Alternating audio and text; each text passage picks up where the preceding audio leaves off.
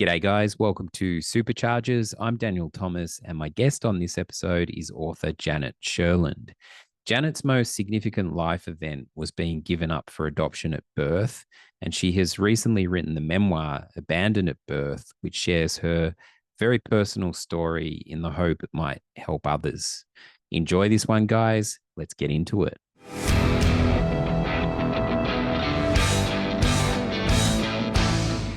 As an adoptee, I realized at some point that I wanted to be found, which was different than I always wanted to search. So I always knew I was adopted. My parents adopted four of us, and we were told it was our bedtime story. So instead of being told, the stork brought you, we just knew we were adopted, but we really didn't talk about what that felt like or what that meant. It was just a fact of how we came to be. And from the first consciousness I have, I can remember being aware of that and wondering who I really am and where I came from and why I was given up and wanting to search my entire life. But I also realized probably in my early 20s when I was searching and not the little resources that were available then to search with, and then it was apparent that my birth mother wasn't looking for me. I realized how much actually I really wanted to be found. And the difference, of course, being that someone has to be looking for you and want to know you, to be searching for you and finding you. And that was very different than my looking for her. And Mm. so I'm envious of a story where a mother looks for her child and finds her. I think that means a lot to the adoptee. Yeah, kind of the reverse Yeah. situation. But yeah, I was curious whether it was at a certain age, but it sounds like it was. It was like always a part of my consciousness. And there are four of us adopted in my family, and I never thought my brothers thought about it. I never heard them talk about it. We never talked about it. Many years ago, my younger brother said, "Oh no, no, I don't want to search." Mom and dad, meaning our adopted parents, are my parents. About a month ago, he admitted to me that he said, I was just being defensive. I thought if they don't want me, then I don't want them. And he said, I wish I had searched. And maybe it's not too late to find someone in my biological family. And he said, actually, he and my older brother talked about it all the time. Apparently, they talked to each other, but didn't talk to their two sisters about it. Um, and but every one of us dealt with the trauma and the fear and the disconnect differently, just like in everyone's life, siblings handle trauma differently. Some people numb it with addiction or other issues. Some people just deny it and block it. Some people fall apart in face of it, and others dive in. So we all kind of faced our trauma differently. But I think it's a fact of adoption that when you are disconnected from your biological heritage, your historical, emotional, existential connection to this world, it is a great trauma, and you feel so disconnected, so untethered. You feel like there's a big black hole in you, and how much in tune you are with that may depend on the person, but it's there. And I've heard stories of so many adoptees who very late in life kind of go there or face it. One woman recently told me about her mother on her deathbed saying, I'm sorry I never found them. Please, now you go and find them and make sure, the family connects. And um, so it's hard to explain to people who aren't adopted and who have that. Growing up, so many friends said to me, oh, I don't look like my parents, or I don't share my parents' interests. That's not important. But it's only not important if you have it.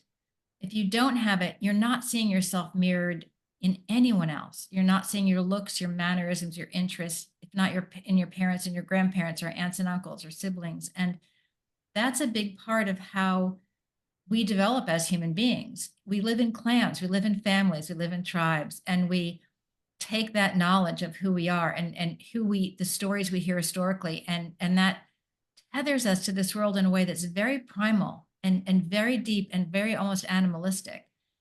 And in the era in the United States of closed adoptions, which is those of us adopted in the 50s, 60s, and 70s, absolutely every identifying factor was erased. You knew nothing about yourself. You didn't know your ethnicity. You didn't know your birth story or your origin story. You knew nothing about your family or yourself. And you just felt lost. It was really hard to grow up and be an independent, whole, integrated person when there was nothing to help shape that. And, you react in different ways. I had terrible anxiety and horrible panic attacks growing up. I have siblings that, you know, had real addiction and substance abuse problems. And I mean, it is just simply almost biologically impossible to sever someone's ties with their historical past and have them remain an intact human being. And one of the things I say, which is hard for people to hear, is love is not enough.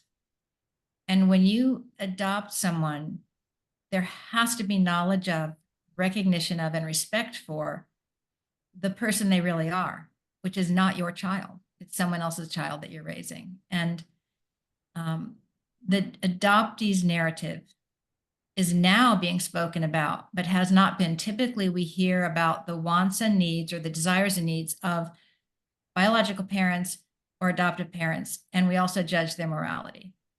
Someone has to get rid of a baby, and we judge their morality. Someone wants a baby, and we praise their morality. Well, what about the person? Not an infant, not a helpless infant. And adoptees are always infantilized, but someone like myself, a grown person, is being traded between those people. And what do we need to be whole human beings? And that conversation is now beginning to happen more and more in the community, online and around the world. That's awesome. It sounds like it's progressing. Yeah, it might be easy for somebody to judge from the outside and say, well, hey, you had a stable upbringing with your adoptive parents and kind of, what's the problem? But as you say, on this primal level, it sounds like regardless of the kind of happiness of the upbringing and all good intentions, there's this primal disconnect, this restlessness that Yeah, and love is so important. And one of the things we get a lot as adoptees is you should be so grateful. What's your problem? You should be so grateful. And we are. If we had a good placement, we are grateful. And we are better for the homes we were raised in. Better than being in foster care or alone or abandoned, et cetera. But that doesn't heal the emotional, the primal wound of having been abandoned by our blood kin, given away. Why were we given away? Why weren't we wanted? The feelings of rejection and loss and grief that we live with isn't going to be done away with by being loved. It's like if someone you love dies, being loved by other people doesn't take away your grief. You That may help you and support you in your grief, but the grief's still there and you hold on to that. And so being loved and cared for, and also the conversation is starting now more and more about what makes a good family. Is it just that they're two parents with a nice house and a good job? Are those parents necessarily better than a single parent who's maybe who loves the child and is connected with them, and if they were well supported, they could raise that child on their own? So, the definitions of good family and good parenting has been very superficial over the past decades. And you have people who work for an agency deciding the fate of children. They come into a home and they do a study and they sort of judge it on who knows what, maybe often very superficial measurements. And again, adoptees have been wounded and harmed in ways that are not superficial. And it's wonderful to have a good home, great opportunities, and the love of parents. But you have to respect in that love that this child has gone through a great loss, and that for them to grow into their own skin and to be healthy human beings, you need to help them understand their innate self, and uh, and just support that and make them feel respected for who that is, and not ashamed of that. I guess some foster parents would also be confronted in a way, in some cases, by the adoptive children trying to track the parents. Is that a common thing where the foster But, I parents? don't. I'm not a foster child. I haven't been involved in that system. So I think maybe there it's, it's obviously recognized that they're foster children and perhaps not. In closed adoptions, you are considered, I mean, my adoptive parents' names are on my birth certificate. They didn't bear me. I mean, they didn't create me. So typically in those generations of closed adoptions, you are supposed to be passed off as and considered, the wholly legitimate child of those people. And oftentimes families didn't want to recognize that they were adopted. Um, so I think there are more difficulties and conundrums in a closed situation. In foster situation, I would expect there'd be more recognition of and knowledge about the biological family, and oftentimes a way, especially as an adult, that foster child could find their biological family. Mm. The issue with my own family story was there was a lot of things being swept under the rug, the sort of out of sight, out of mind Yeah, approach from the, that kind of era. But what yeah. did the journey look like for you when you finally took that kind of big step? Well, the first step was after college, and I asked for any information they could give me. What's my ethnicity? Why do I have blue eyes and a pug nose? Where do I come? What's my story? Why was I given up? And the agency wrote back with a very whitewashed story. They told me a little bit about how they looked. They were very misleading about the personality of my birth mother, and they said things like, "Oh, they came from a distant state," when in fact they lived an hour and a half away from me growing up. So, uh, the agencies back then, especially, just wanted everything to be like, "We took care of this for you. You shouldn't care about that. It's not important. Just everything's fine. Just leave us alone. Go away. Here's a few facts. This is your birth mother had blonde hair and blue eyes, um, and then I had nothing. I mean, I had no location, no name, nothing. This was way before the era of DNA tests. There was just no way.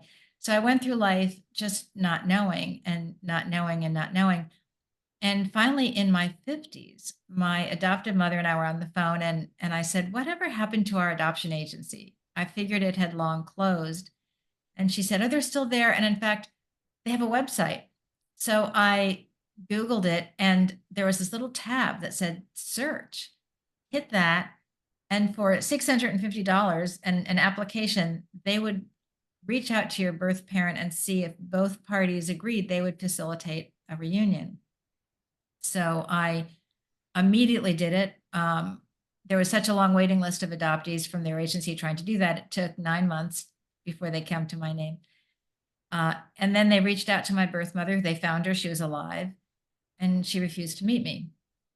And that was extraordinarily painful. And it was confusing because I thought, I'm, 56-year-old woman or whatever I was at the time. I've been in therapy. I've studied this in college. I've read everything I can read about adoption. I think about this all the time. Like, I understand the shame women in the 50s felt for having, a baby out of wedlock. I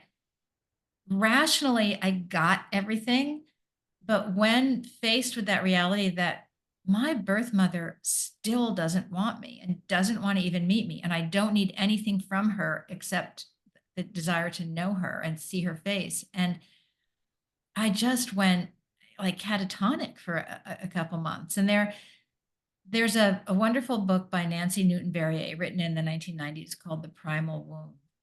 And I read that a lot, but I hadn't remembered this one part where she talks about adult adoptees, and if they, search and they find a birth parent and they're rejected again, that it really brings up all those somatic preverbal feelings of rejection and loss and grief. And it's strange to go through it as a rational adult because your mind's telling you one thing: I shouldn't feel this. I should be, I should get it. But there's this really primal, deep part of you, this like cellular part of you that's remembering all that and remembering that sudden break from the woman whose voice you heard and rhythms you knew and carried you for 9 months, and then being handed to strangers who smelled different and sounded different and acted different, and all of that, you're reliving, but you don't have language for it. You didn't have language when it happened to you. So that was quite a shock. So in a They way, in a way, it was a victory because the technology and things were a little bit more progressive, and suddenly you had an avenue. But then again, that was like taken away. Yeah. I never thought that that would really happen. I never thought, I always thought she wanted to find me as well. And it was very painful to feel such overt rejection. And I kept thinking, but I'm a nice person and I don't need anything from you. And why don't you want to meet me? And for years, the agency had suggested I reach out to her grown adult children. There were five um, children that she had had after she married. And I didn't for 5 years. And I didn't, and I said things like, well, I don't want to out her to her, so her children didn't know anything about me. And I don't want to out her. Or if she doesn't want me, I don't need a relationship with them, etc. But the truth is that I didn't want to make her mad at me because I still wanted her to want me. And for 5 years, I was still being, the good adoptee I mean, adoptees often being raised in an adopted family, they take on two roles. They're either rebellious, pushing the boundaries, testing the waters always. Is this family going to get rid of me too? They're just pushing, pushing, pushing. Or I'll do everything right. I'll be whoever you want me to be. I just don't, please keep me. And I was one of those growing up. I would do anything my birth, my adoptive parents and especially my adopted mother wanted. I would be that person because I did not want to be left again.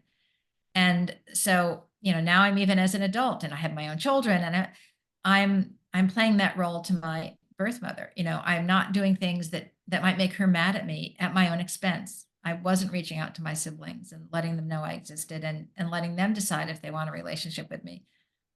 And it took me 5 years to finally, I was reading something that just made me mad. And I finally wrote to all of them. I knew I had met my birth father. I knew who they were. I knew my birth mother's name. And I wrote to them and told them about myself. And, they called right away and it was wonderful. And I still have a great relationship with all of them. But yeah, it's so interesting. The rational thought through this process and the emotional experience of it can be very oppositional. Oppositional at the same time. Yeah. Yeah, yeah. But I did meet, they did have my birth father's name, and that was very unusual because when I was adopted, his consent or knowledge wasn't necessary. And he was a 75-year-old retired New York State trooper who never knew he'd fathered me. And he gets a phone call one night watching Jeopardy saying, you have a daughter and she'd like to meet you. And but his response, once he checked out the agency and made sure they were legit and it wasn't a prank call, his response was, if she has my blood, she's my daughter. Of course I want to meet her. So that was a wonderful, wonderful reunion. And that also showed me how cellular belonging is. When I met my birth father, the instant we looked into each other's eyes, that big black hole in me filled up. I mean, I couldn't have answered two questions about the man, but I finally made sense. I looked into his face, looked into his eyes, and it filled up, and I finally made sense for the first time in my life. And so many times when I was with my birth family, either his family or eventually, my birth mother's children, other children, and even her at one point, I would feel so at peace, so connected, so filled, like I was with my people, with my clan, and yet I could barely answer any questions about these people. So I kept thinking, do cells recognize each other? Is there something that we don't understand that goes back decades? I mean, it's like it was the greatest sense of belonging, yet I had no experience with these people. I wasn't from their family. hadn't grown up with them. It's the most amazing cellular, primitive biological experience to belong and your identity. It's so much of who we are. And that's why even in issues that are occurring today, donor conceived children, donor conceived individuals who are now saying, we want to know more about our father's family. And people are dismissing that. It's important. You really, to form yourself and be a whole person, you need to know where you come from. And that means more than donor 1, 2, 3. And also reproductive rights. There are all sorts of things that these issues, and in the United States, 40 states still have their records, birth records sealed. So maybe if someone understands the issues better, and they're standing in the voting booth and they're asking about, should we open the records in this state? Perhaps they'll have a different answer than they might have previously.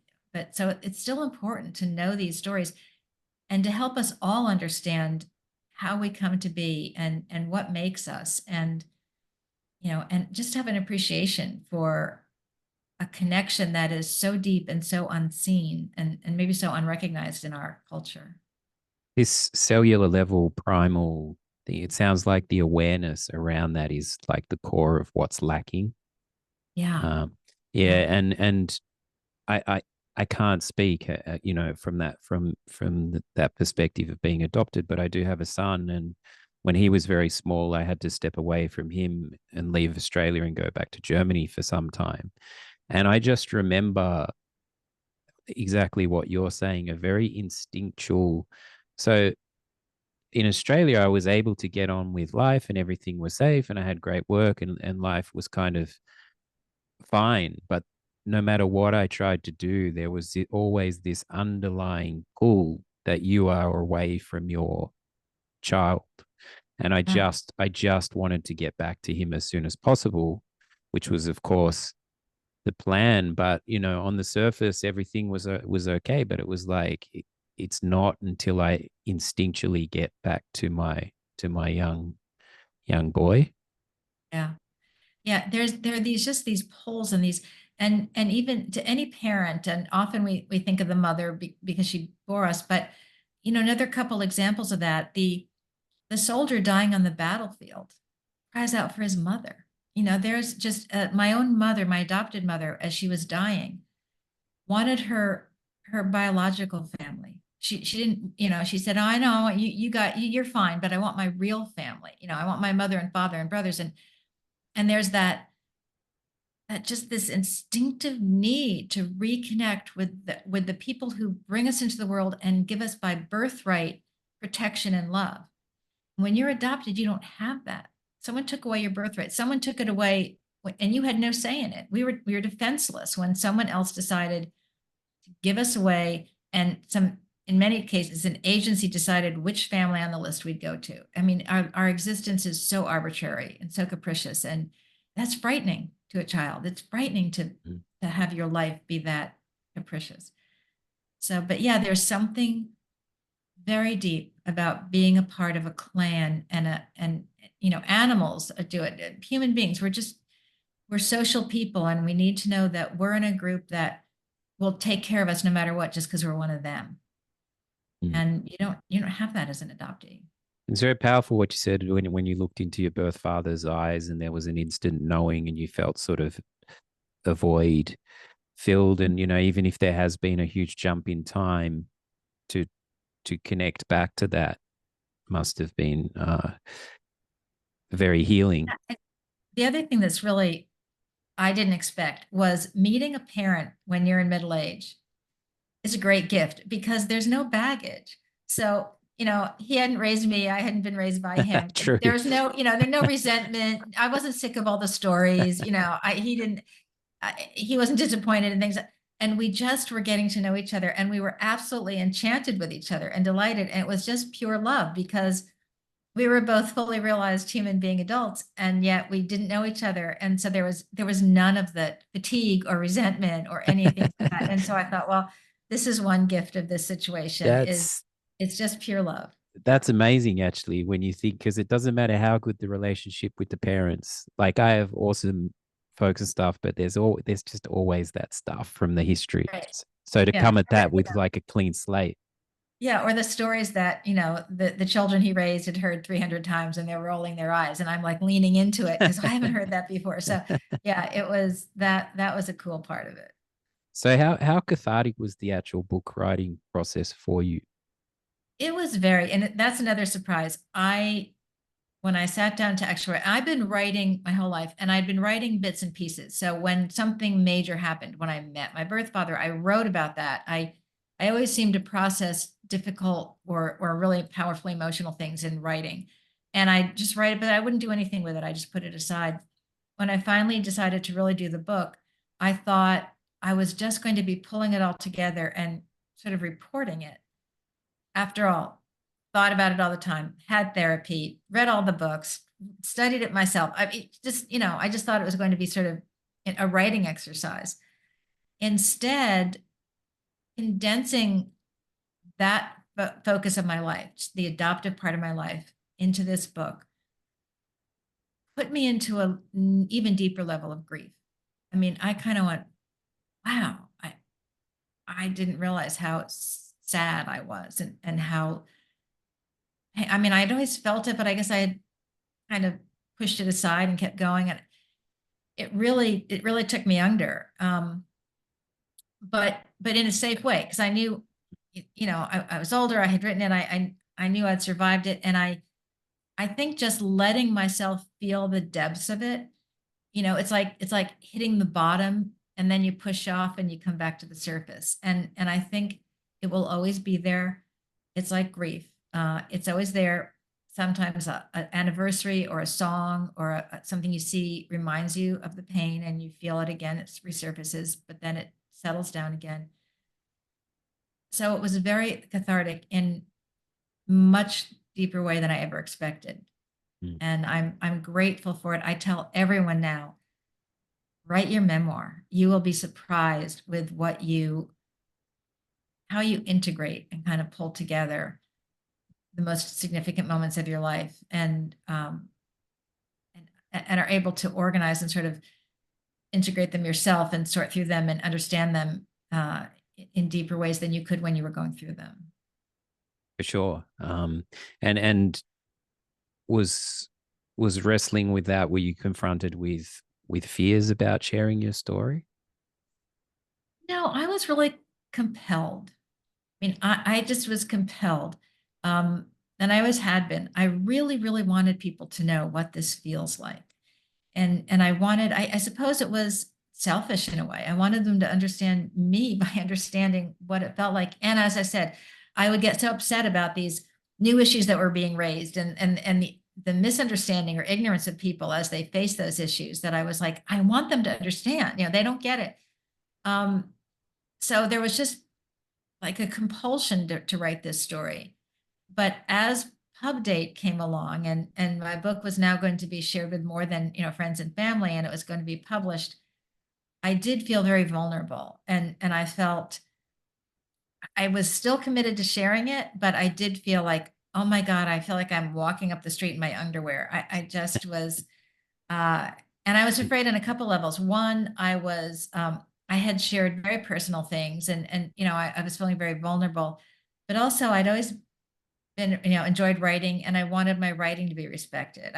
It was important to me also that people enjoy how I wrote, and that it was a lovely book to read. So I was worried on two different sides. Are people going to think it's well written? Are people going Mm. to, what are people going to think about my story? And yeah, I did feel very vulnerable.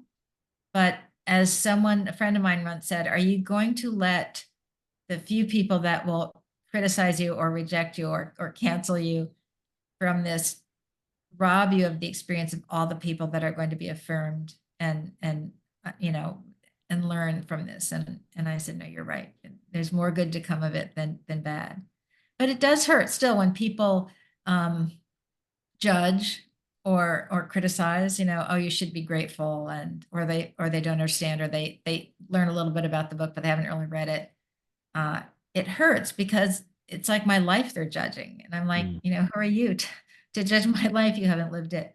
But for the most part, it's been such wonderful response, and so many, adoptees crying through it and saying, this is my, you put words to my experience, and other people crying through it and saying, I never knew. So I'm very happy now that I did it. Yeah, it was a little nerve wracking.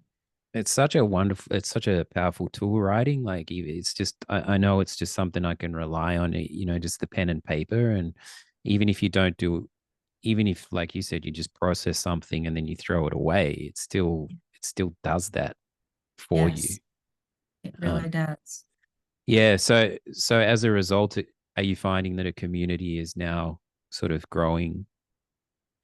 Yeah, yeah, it is. And I'm just so happy, especially I knew the adoptees would get it. Mm, I knew I was affirming our experience. It's so universal. mm, It's really not, other people may think it's specific to my journey, but it's so universal. The words we use, the experiences we have are just so universal. I'm surprised by and very gratified by all the people saying to me, I had no idea. And now I have a new point of view on this. And I that's just been and also, you know, the people telling me I loved your writing. When's your next book coming out? I loved it. I was just carried away. I didn't want it to end. Um, so on those two levels, just immensely gratifying and encouraging, and I do hope to write more. I'm not sure about what yet, but yeah, there it's and I always held on to the tenet that the more vulnerable we are, the more connection, the deeper connection we make, and the more specific we are, the more mm. universal we become. And so when I was feeling my most vulnerable or nervous about it, I just said, everyone has these stories, not this specific story, but everyone. And and if I can just speak my truth, everything in the book is true. Everything is accurate. And I didn't make anything up. It's all real reality. And I knew that just by being honest about my life, I would hopefully it would bring me closer to others and instead of further apart. And I found that to be true. Yeah, the specificity is spot on. Is spot on. The more specific it is, the more universal it is. Yeah, it's so interesting how Yeah, there's at and some level, some part of whatever little incidents you're describing relates to something someone else has gone through that's similar. It's it can yeah, be it's very bold and courageous that you've done that, because it's sometimes it's so hard to just get out of our own way and just get to the truth yeah. of Yeah, things. a lot of people have used the word to me, you were so brave to do this. And I don't get that because I don't feel like I was brave. I had to do this. I couldn't not do it. Mm. I was like compelled to do it. Um, and I wonder about that. I often think about it. Why are they saying that? What do they think was brave about it? I worry that too many people aren't honest about themselves. Do they think I'm brave for being honest? We shouldn't be considered brave to be honest. Um, I'm still not sure, Mm. how that word is used and why it's used. And if in fact it's because people think I'm brave to tell the truth about my life, then that makes me sad because, if we don't tell the truth about our lives and share this human experience, good I luck to guess us all. it's the courage to go to a vulnerable place. You know, some people might have avoid that. So yeah, Yeah. but if that compulsion drives you through, there's no stopping. Yeah. Yeah. Yeah. Um this is interesting because it's a tradition to have guests offer a challenge on the show. Maybe specific to what we're talking about. You know, if somebody has a kind of desire they're unaware of to trace their history, or they're trying to take those first steps, is that something that we Yeah. can go? And, I would encourage anyone who was adopted or in a similar experience. I've actually had people tell me that, their parents were divorced when they were young and they felt this, and one left and they felt these same feelings. And so there are various situations, but let's stick to adoption because I wrote about that. The first thing I want to say is trust yourself and your gut's telling you, I don't feel normal. I feel disconnected. I feel scared. I feel uncertain. I feel sad. Don't let anyone tell you that's not true. You are feeling those things. So always trust your gut and then, get help. I've had therapists. I was in and out of therapy my whole life, and that really helped me process and understand and affirm what I was going through. Books that I read, and when I grew up, people that had been through a similar experience. So listen to your gut, find help processing what you're feeling to be able to manage those feelings and talk about them, share them. I I tell my sons, even when they're going through a hard time, it has nothing to do with being adopted. They are my biological children. But I said, share what you're going through with friends.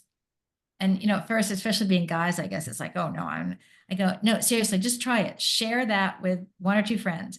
And one of my sons recently did that. And he said, oh, you're right. Wow. Suddenly they're saying, oh, yeah, I had that experience too. Or, sure. Said, just take that first step and be honest with people about what you're struggling with. And I think you will feel embraced and recognized and stronger for it than assuming no one else is experiencing this and you're facing this alone. You know, I don't think you're ever alone. I think people have always experienced what you're going through. But trust your own feelings. Don't let anyone tell you to deny them. Find help processing them and understanding them and accepting them and being able to live with them and share the experience of being human and learning and growing. I'm a big advocate for the intuitive voice and the gut instinct. I just think it speaks so much truth, but often it's hard to tune into. I kind of trained it like a muscle in martial arts, Yeah.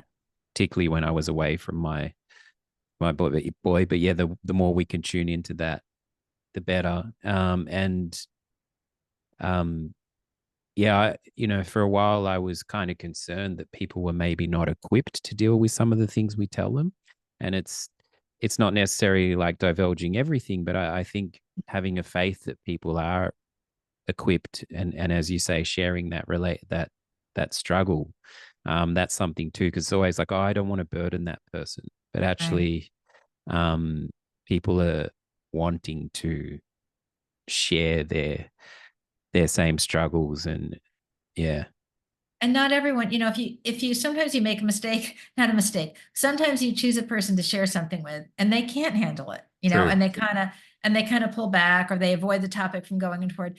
That doesn't mean you were wrong to share it. It just Mm. means that person can't handle it. So try again with a person who has sort of a different personality. Yeah, So I have a few friends who can't handle this. They don't want to talk about it. They kind of stand off, and that's fine. it's That's okay. that's their issue. But I have others who maybe even I barely knew, but through sharing this, have just thrown their arms around me. So it is, again, sometimes it takes more than, attempting more than one time or with one person to get the support you're looking for. But I assure you, it's out there. People's responses are surprising, I find. Yeah, yeah, they are. Yes, yeah, they really are. I had one friend, very, very, very close friend, and gave her an early copy of the book, and she couldn't even read it. She was so upset by it. Like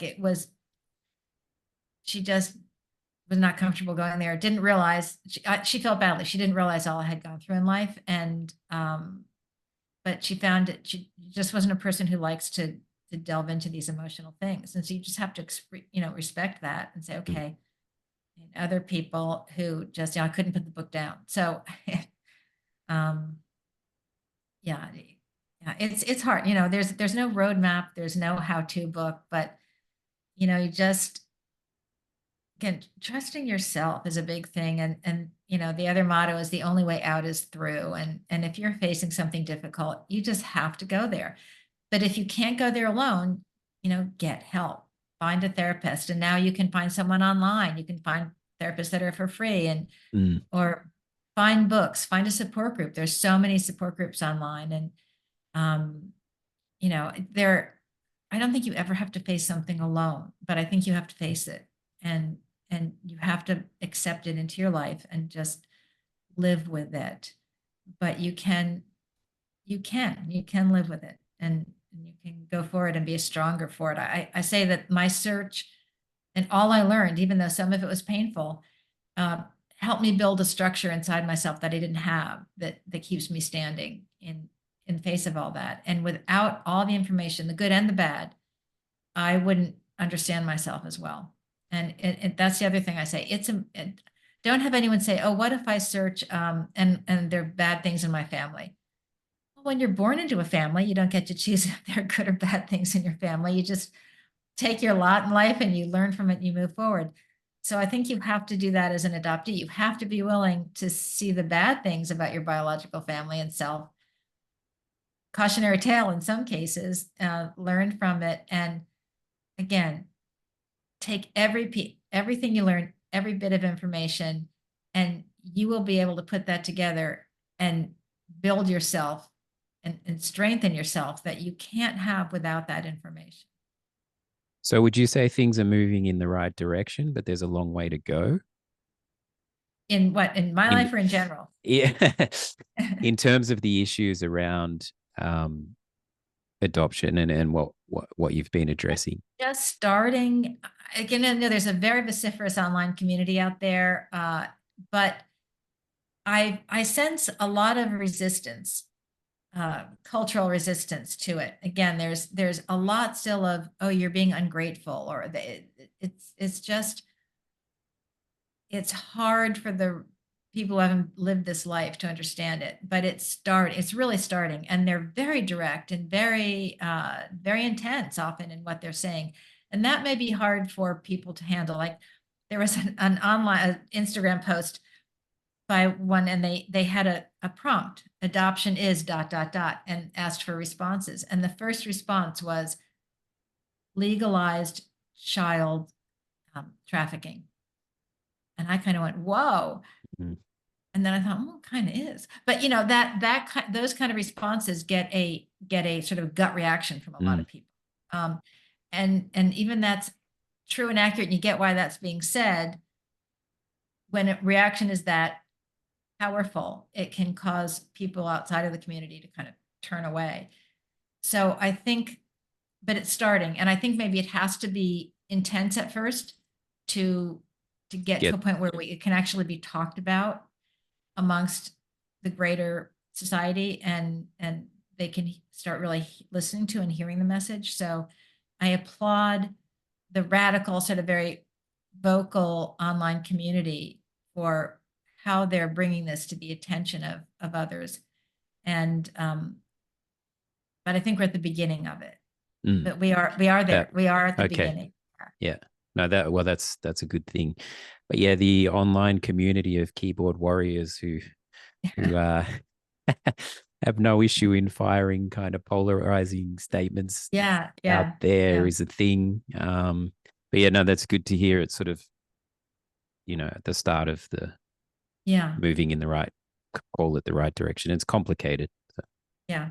It is, yeah. and but I, yeah, that I don't think that's ever happened before. So yay, the movement's building. Yeah. Do you have any other films around these issues or series that have impacted you? Just you mentioned a book earlier. Yeah, the book, The Primal Wound, Nancy Newton Berry was terrific. You know, there's one, it's not quite the same, but it still talks about separation and loss and some of the things that institutionally went on early in adoption.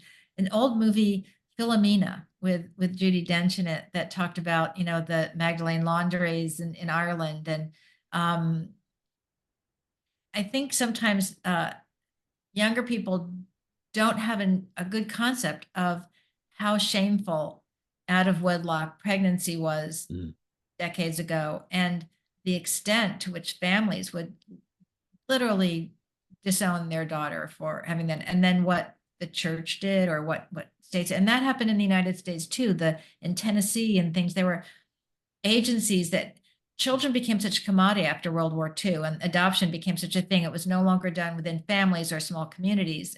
In the post-war, uh,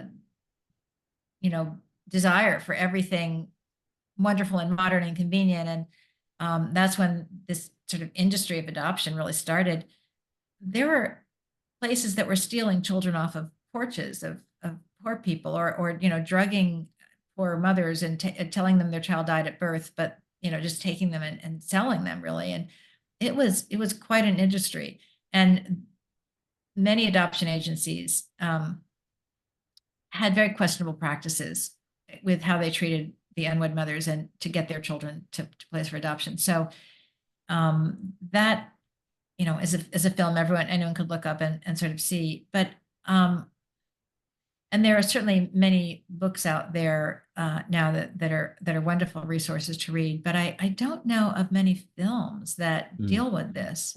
I was wondering if it was accurate, generally accurately represented, because often that's the case where it's just not accurately, especially in terms of the progressive thinking that you have around these issues. Most representations of adoption are very, Hallmark Channel. They're very Mm. everyone lived happily ever after. And you know, I think it's easier for any of us to love someone else's child. I think most of us could, if someone walked in this room today and handed me their child and said, I can't take him, I would love that child and feel like and raise it and that's wonderful. But the child won't get from me what they need. I mean, it's so interesting that you can love someone passionately as an adoptive parent. You can love your child completely and feel they are completely yours, but they can't.